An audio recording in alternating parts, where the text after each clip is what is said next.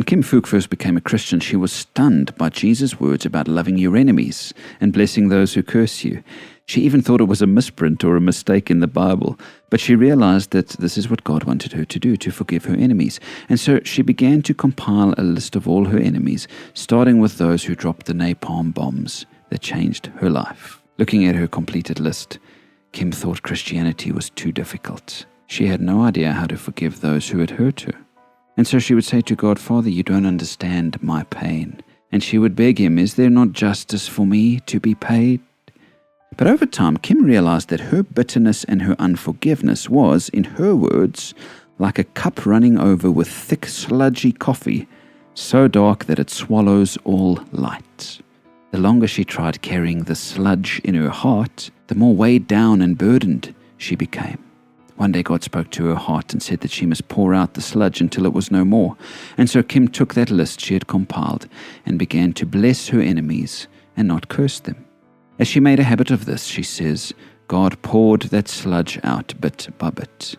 She writes this, "Sometimes in a moment of weakness I would befriend my bitterness again.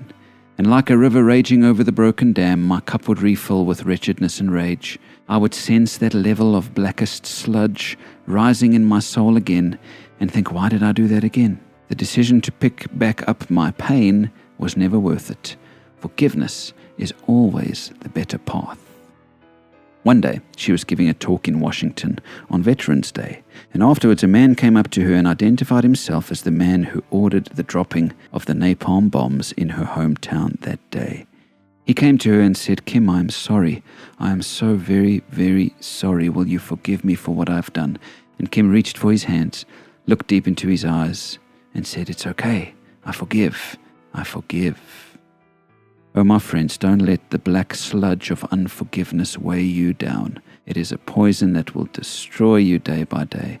I urge you to go to God with your unforgiveness and pain today and ask Him to take it away as you begin to pray for and bless those on your list. As Kim says, echoing the words of Jesus himself, forgiveness is always the better path.